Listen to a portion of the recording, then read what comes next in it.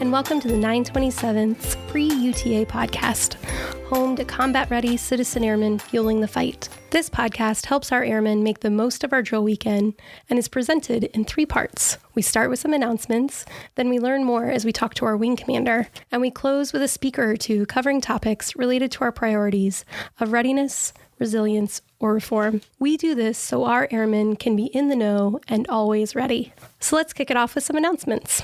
Since our last drill weekend, the base has moved to HPCon Bravo.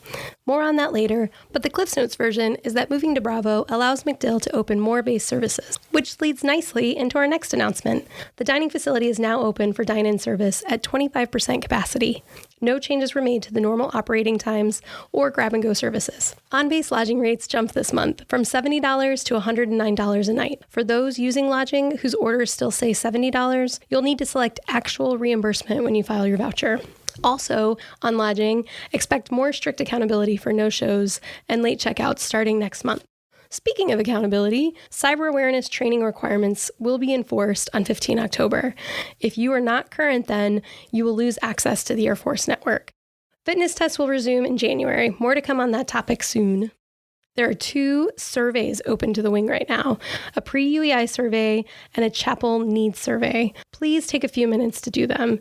Your input is valued and could influence positive change. They're on SurveyMonkey, so they can be accessed from any computer. It doesn't have to be your government computer. The wing's results of the Air Force Safety Mishap Reduction Survey have been released to commanders. If interested in those results, learn more within your squadrons. And finally, on a happy holiday note, the Angel Tree will be going up during the November UTA. Be on the lookout for an email this UTA with instructions to nominate airmen. For more info, talk to First Sergeants or Airmen and Family Readiness. And now, a quick rundown of our UTA schedule. On Saturday, newcomer starts at 7:30. The Seaburning class starts at 8. CDC and PME testing will be happening at 1300, and the Catholic Mass will be happening at 1730. We kick off Sunday of the UTA at 7:15 with the Protestant Contemporary services. At 8 o'clock is the First Sergeant Developmental Team Panel, which we heard about from the Commander and the Chief. And from 8 to noon on Sunday, walk-in hours are available at AMDS. But you'll need to use the rear entrance of the hospital by the ambulance bay if you need those services for immunizations or small things. You can't get PHAs then, but pretty much anything else that you need for medical, you can walk in then and try to get it resolved. Flu shots will not be available to us until December, but if you're interested, you can get them on your own at CVS, Publix, Walgreens, like out in the public. We just won't have them here on base to distribute to our reserve airmen until December or January.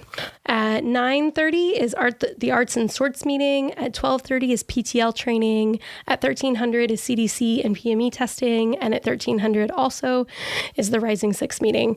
For more information on the calendar or any of these announcements, you can find everything on our SharePoint drive or in your emails. This is just another way for you to get the same information that you may have seen in other places.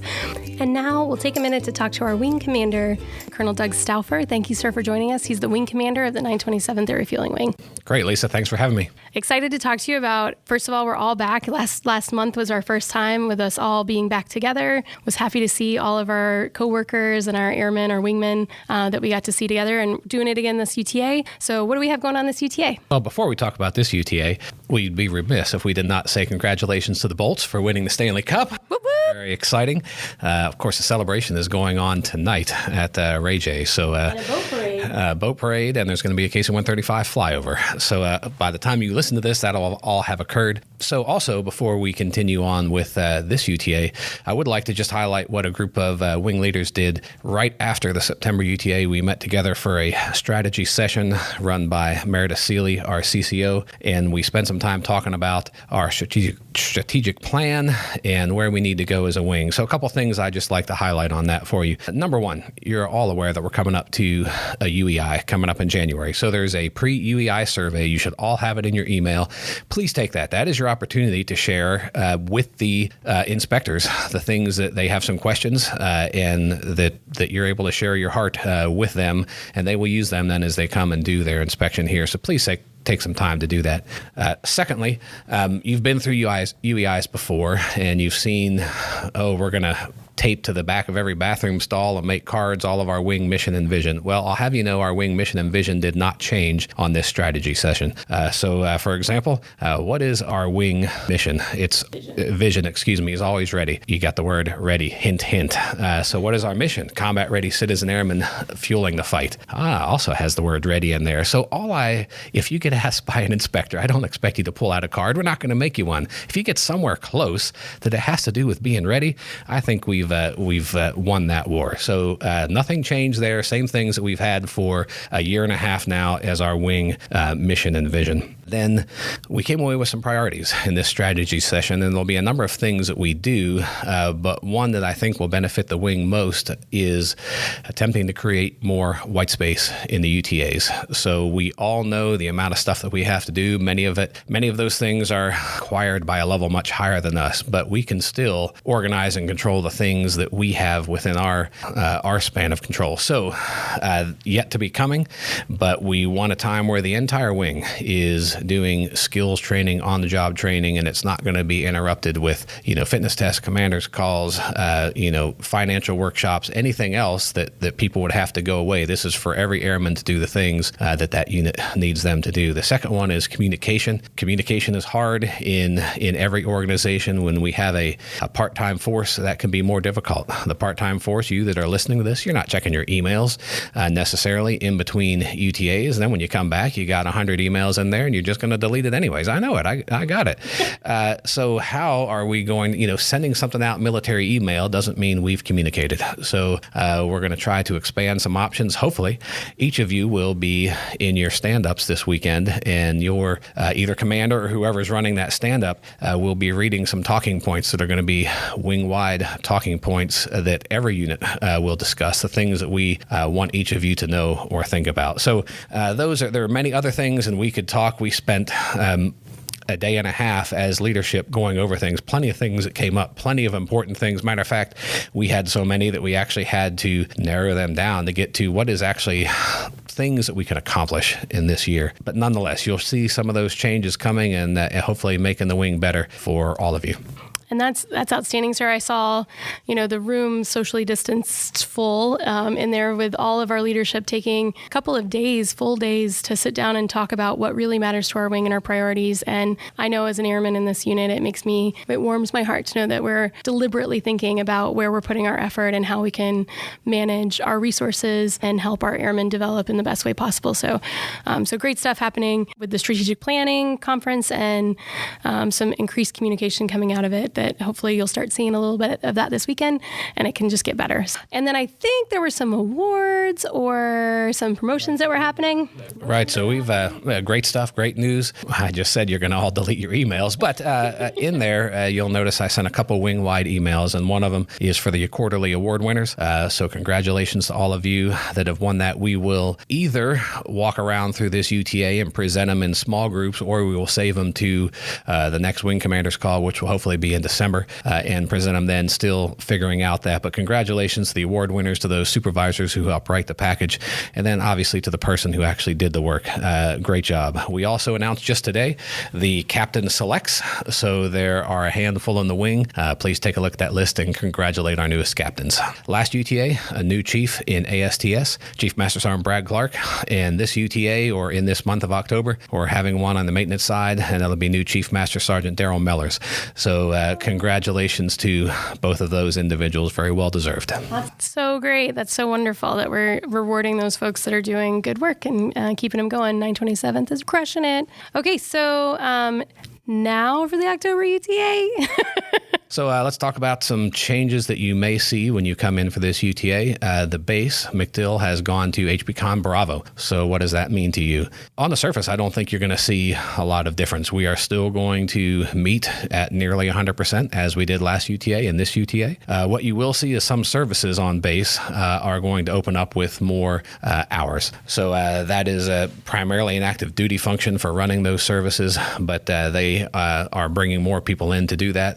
Obviously, obviously, we as a 927th have our 100% participation on the UTAs, but then we have a civilian and art and some AGR workforce during the week, and you will start to see more of those people come back in. But that doesn't mean we're going to completely get rid of the telework environment. There's some good things we learned during here, and so I envision that staff meetings and strategy planning meetings and things like that will still continue to have a Teams or some sort of virtual component to it, so that those of you who are TRs but would really like to dial in, over a lunch break to this meeting or that meeting, just to hear what's going on, you'll still have that option too. Coming over the wing building, we've had 2 individuals that have been scanning temperatures for the last few months. That is going to go to a more automated process with a wall-mounted thermometer and some things, and a lot of units are already doing it that way, but we will still have all the social distancing procedures in place. Face masks are still mandatory when you're within 6 feet inside a building. Washing hands, not shaking hands, high fives, air high fives kind of thing, which, it feels goofy doing elbow bumps. I got it. I'm with all of you there, but that's kind of where we're at just to keep ourselves safe in the military. We had our last UTA. I'm very proud to say that it's been, 3 weeks since that last UTA. We have had no occurrences of COVID we're knocking on lots of wood. So, but the fact is, what does that mean? That means you all listen to this, took this seriously. You were not in each other's personal space, and you were following the CDC guidelines. And we were able to keep our wing ready, and we got more ready. Our medical readiness improved. We got a number of OPRs and EPRs through the system. We got a lot of stuff done this last UTA. A lot of skills training happened out there. A lot of deployment prep happened out there, and we did that and stayed safe doing it. And that is my continued goal for you as you're listening to this and as we come into the October UTA. COVID is still a thing, and we are definitely still taking those precautions, but we're all back together. And if there is an exception that's needed because you have healthcare concerns or health concerns for at home or just yourself, that's something you can work with your supervisors. But for the most part, we're all back to work and working with each other and making stuff happen here. General Scobie has shared that, we need to work in spite of COVID. That doesn't mean we're going to take unnecessary risks. And there are some things that maybe have to change or look different, but we still have a military mission that we must do. We have a large group of deployers heading out. We have a large group of AE deployers out right now. And we still have a combat mission to provide, and we need to figure out as leaders, and then all of us working together on the way that our wing operates, so that we can do that even if this COVID virus is out there, even if we don't have a vaccine yet, and then even when there is one, getting it mass produced to a level that we can immunize the entire DoD, that's going to take a little time. And so we need to continue operating during that, using these safety precautions, so that our risk to force is lower. If our nation calls upon us, we're still ready to go, and we're not weighed down a bunch of people contracting COVID, or a unit that is no longer mission ready because we simply didn't meet and we just went home and didn't meet at all and didn't get trained. So we can't go to either of those extremes. Yes, sir. And we oftentimes think about our ability to survive and operate. We have those ATSO guides from before, and we think of them in a chemical environment, just a larger version of the Air Force being able to testing our ability to survive and operate in this pandemic. And I think our leadership has done a great job of making sure that we're looking at those things. And then in our airmen, as last UTA, you said, doing the things that we need to do to stay safe, but still get the mission done, because we are always ready. But that's a great segue into about inoculations and immunizations for COVID, not quite available yet. But our aeromedical squadron has hours that you can go talk to medical from 8 to noon on Sunday. The flu shot is not available. You will see it if you look in your IMR. It's going to show you yellow, but it's actually not counting against us when they do the IMR math, but you will show yellow. Unfortunately, it's not available for us to get. You may get it at Publix or CVS or some other location.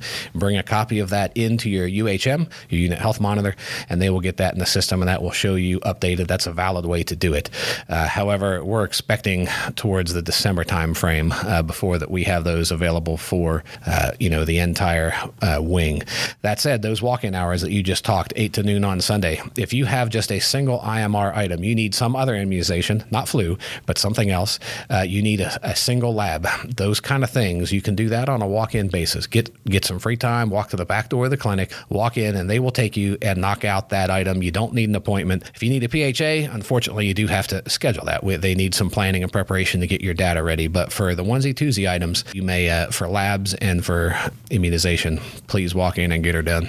And we're not going through the front because they still have COVID stuff set up for the active duty. So in order to get around that, just go to the back of the hospital to do it. You already spoke about the pre-UEI survey, but can we touch on it just one more time? Foot stomp for folks that it's out there already, and it's SurveyMonkey, so you can do it from any computer. It doesn't have to be your government computer, but we really, really need max participation for it. All the information that we put in it goes through the IG channels. So I think he already hit it, so I'm not going to... Yeah, I will say, this is the second time you've seen this, right? Because our UEI got changed, where we're going to have it in June before all of this COVID came up. So some of you may have done it before. That data, although we've asked the IG to go look for it, there's really no indication that the data that we did on the earlier survey is going to be available, which is frustrating. I know, and just for me personally, some of the blocks I filled up until it said you can type no more characters that I personally did. But the fact of the matter is, maybe they'll find that data, maybe they'll get it back. Even so, if you did it before, I'd ask that you go to this link and take it again, so that will be wrapped up in our January UEI survey data. Yes, sir. And we're not going to read the link on here because it's hard for you. Most of you hopefully are driving or doing other things and not just sitting staring at your podcasting equipment. Those are all on, there's a SharePoint that has PSA announcements. And so on our SharePoint, you can just navigate to that, or it's in your email, or you can talk to the IG, or you can call public affairs. There's all kinds of ways to get that info.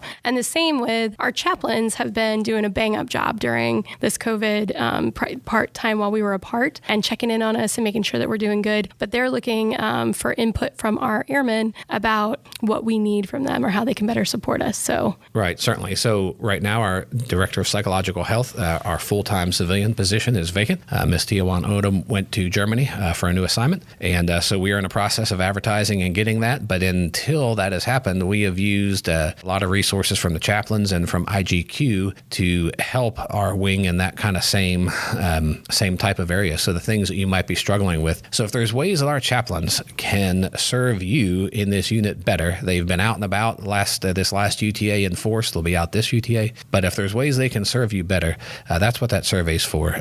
Give us your feedback and your ideas. Excellent. Sir, did you know that there's a First Sergeant Development Team panel happening during the UTA? Why, yes, I did, Lisa. What is that about? If you are interested in getting some developmental type position, such as a First Sergeant, the panel for picking potential future next First Sergeants will be happening this weekend. The list is there of the things that you need to supply with your package. Please go through your first shirts. And so I would encourage you. I mean, that is an excellent position, and our First Sergeants are some of the best that I've seen. And if that's something that would attract you, it gets you out of your career field for approximately no more than 5 years. The intent is to then send you back into your career field after a 5-year break or up to a 5-year break, and then you go back and do it, and now you've had that additional experience of being a First Sergeant. So please talk with your current First Sergeant if you are interested.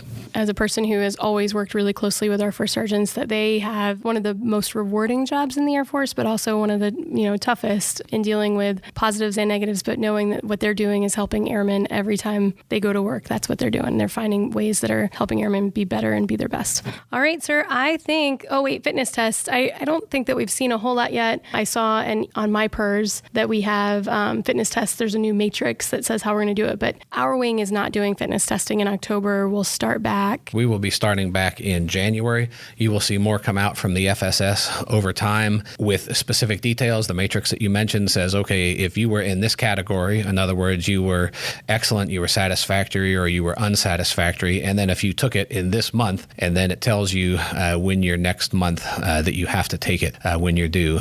Couple little side notes. One, there is no reconditioning period listed for this next time around. If you remember when it was going to start in October, they said you had 42 days to recondition. That is going to be going away. So essentially you're being put on notice, the concept being that we're always fit, right? So it will start in January. So if you're due January, you'll take your test in January. However, we are anticipating that the waist measurement will not happen. The waist measurement, everyone should be receiving the max points, which is 20. They're going to carry over your height and weight from your previous fitness, the most current one on record. Everyone will get the max points on that. The sit-ups will not be able to be held by a person. It'll have to be with the bar. And then obviously sit-ups, push-ups, and run is still planning to occur normally. Okay, and we'll definitely get someone from the FSS that does the experts. All right, so I think that's everything I have testing to come out and talk to us on this podcast before the January UTA, during the November or December UTA. And if there are any questions with anything in this podcast, not just the fitness testing, but anything at all that you would like to hear back from our leadership on,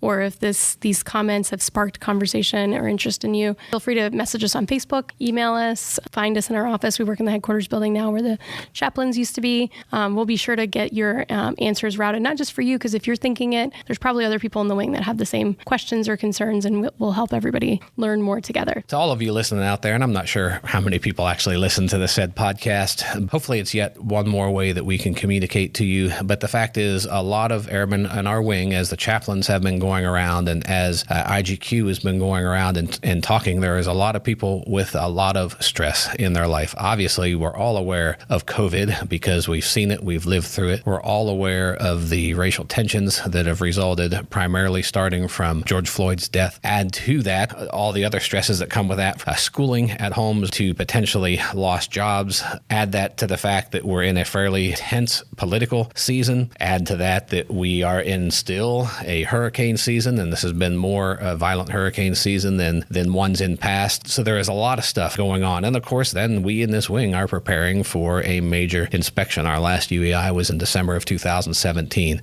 And the people will be deploying out the door. And then let's just, by the way, add to it the stress of finances coming over a fiscal year. We are waiting to see, but we are assuming that we will start this fiscal year in a CR, a continuing resolution, which then brings with it some challenges in getting money and getting orders. We fully anticipate to pay everyone for the October UTA. We're still planning to have it, obviously. There's just a lot of stress, and you listening to this might actually be hurting right now as you're listening. And how are you able to focus on your job if there are so many other stressors in your life that are building up? So Lisa mentioned that the PA office is in where the chaplains used to be. The chaplains have moved over to the chapel.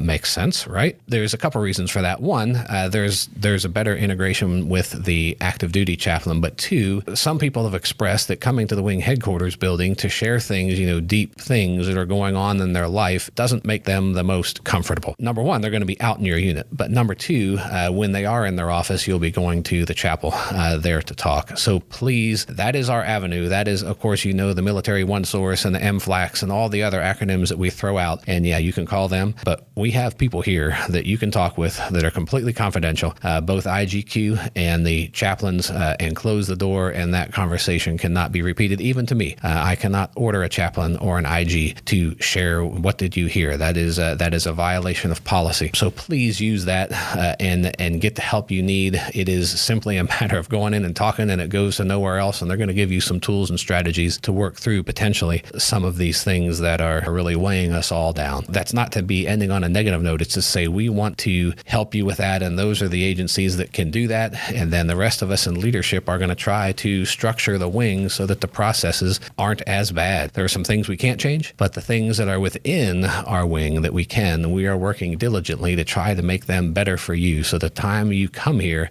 the number one critique that we get when people leave this wing is, I couldn't do my primary job. I came and I did all these other things at UTAs, and I got to say hi to people, great, but I couldn't do my primary job. And we are trying desperately on ways to work and figure that out so that you do have exactly that, more time to do your primary job. And I want your mind focused on that primary job and not some of the other stresses that you have. So please use that. Your first sergeant's another great resource out there to talk with. And then, the other ones that we've mentioned there, certainly you're always welcome to talk with your either senior enlisted advisor in your squadron or group, or your commander in your squadron or group, including me. I am certainly available, and I will be out in some of the units this weekend as well, also to talk with you. So other than that, I'm looking forward to seeing you. It was, to me, very exciting to have a entire UTA, with people back here like normal, rather than trying to do a virtual type environment. I'm looking forward to doing it again again, and I hope I get to see you this weekend in your office or in your work center. Excellent. Thank you, sir. And thank you all for listening. Happy to be back doing these podcasts as you roll into the UTAs. And thank you very much, sir.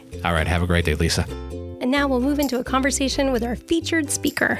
Command Chief Tomlinson. Thank you so much for coming here, Chief. It's a pleasure to be here finally. And it's your first time on the podcast. It is. Thanks for making time. I know you're a busy man and excited to have this opportunity for airmen to hear directly from you. I know you've been on orders for about 6 months working with us and a lot of time with the 6th. Do you have anything you want to share from that? I'll tell you what. So as we have navigated the waters of all of this COVID and the things that have followed in 2020, it really has brought us closer with the 6th than ever before. I mean, it doesn't hurt that we have some extra people on orders, really joining efforts in how we get through what we've gotten through and then try to find a new normal together.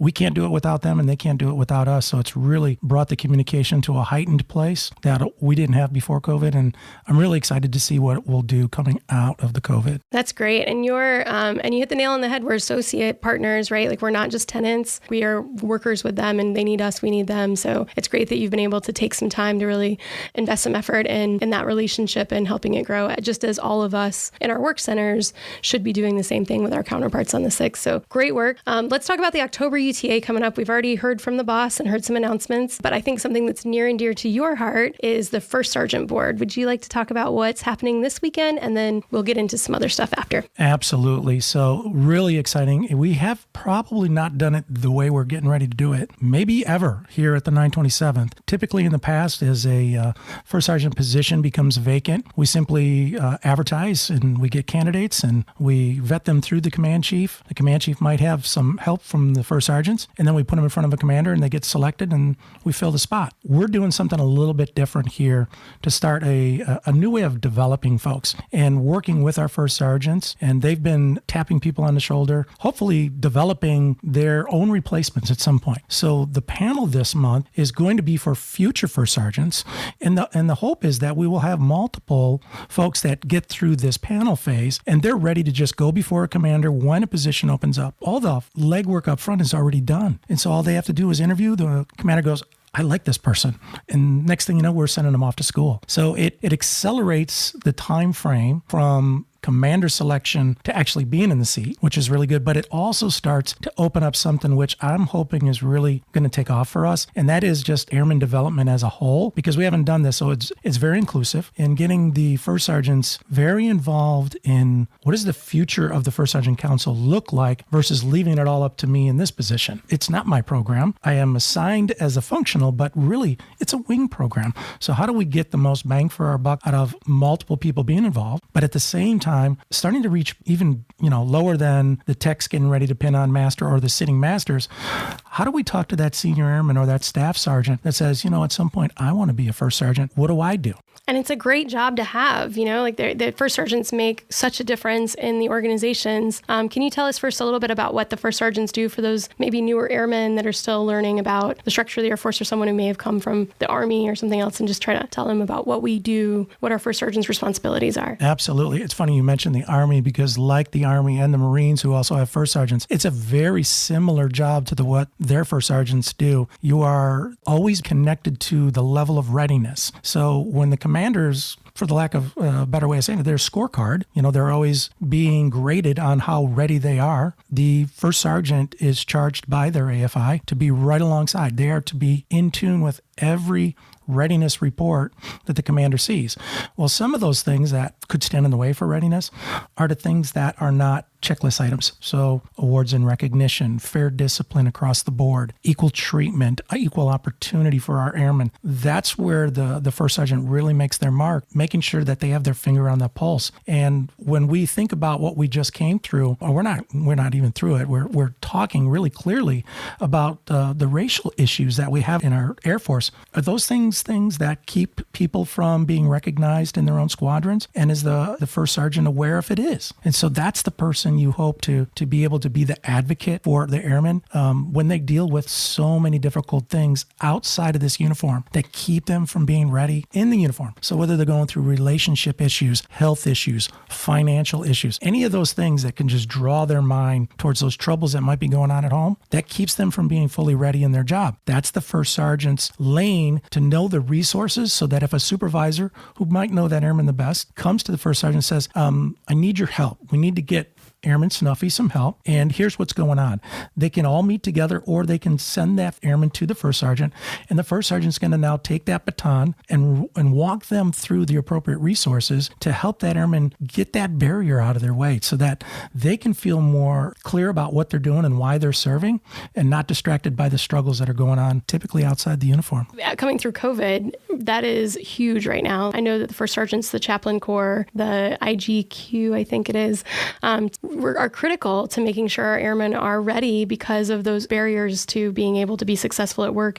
If you're worried about if you're going to lose your home, you're not going to be as focused on your drill weekend as you are because you don't have a job and you're worried about that stuff. And so first sergeants can help find those resources to get people the things that they need. And excited we're going to do this board, and that we're going to concentrate on developing airmen, and those airmen, not just for first sergeants, but for just leadership in general throughout the wings. Excellent opportunities happening. Part of that enlisted development is also, can we just briefly mention the KPL and what the KPL is? And we just pushed that up. We just had some airmen that got put on it, right? So that's good. Absolutely. So the one that we just gave kudos to many of our airmen were the chiefs and the senior master sergeants, and that is what's called the Command E8, E9 KPL. KPL is a key personnel list, which if you make the KPL from the MatchCom point of view, they will keep an eye on you closer than just the wing, keeping an eye on your development. And they'll actually seek out opportunities that you may not know of, and they'll send you directly job opportunities because you're on the KPL. I made it years ago, and because I was on that list, that's how I became the first sergeant functional. I was getting emails that were only going out to those on the KPL list. Now, that's just the Command E89 list.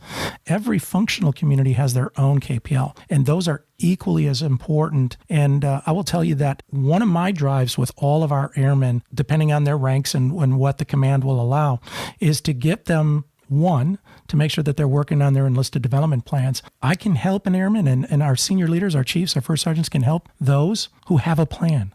Those who don't have a plan, it's really hard. They may want rank, they may want opportunity, but unless we put it down in writing, what is it clearly that you want so that we know how to come alongside you? So the development plan is really important. The second part of that, which we just had our first opportunity recently by sending one of our own here at the 927th to sit as a board member on the last Step 2 board. We have not had a member of the 927th sit on a Step 2 or an E8, E9 command panel in quite a while. So to have that firsthand experience, what are they looking at the command level? Because I'm not just competing against my peers at the 927th.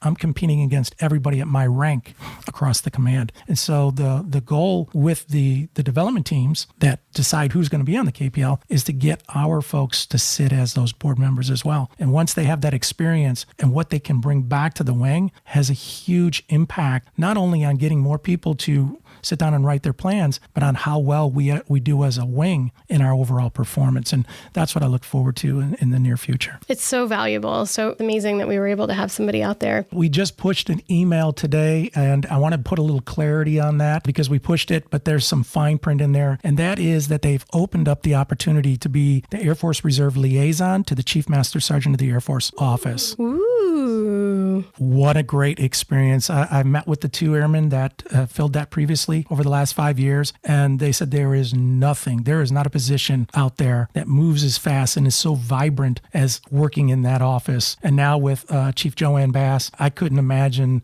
how amazing it would be to work on her team. So it is for senior master sergeants only. It's in the announcement, it did call for a TSSCI. Clarification has come that is not a prerequisite, and they will not require require a TS for that position. So if we have any senior master sergeants that are interested in that, I would love to hear from them directly so that I can come alongside them and give them the best opportunity to maybe fill that up. Well, I know part of the reason we have to let you go is because you're going to go greet some deployers that are returning. So welcome home to those folks, because by the time this is published, they'll already be back. We're very proud of the work that they've done and happy to have them back home and safe. Absolutely. We have plenty of coming and going in the coming months. So as the boss and I do our best to see them off or to see them home, I hope that in the squadrons we're all doing the same thing and just taking care of each other as we come and go into some questionable times. So is there anything else that you'd like to add that I didn't ask, or anything else for today? Thanks for having me.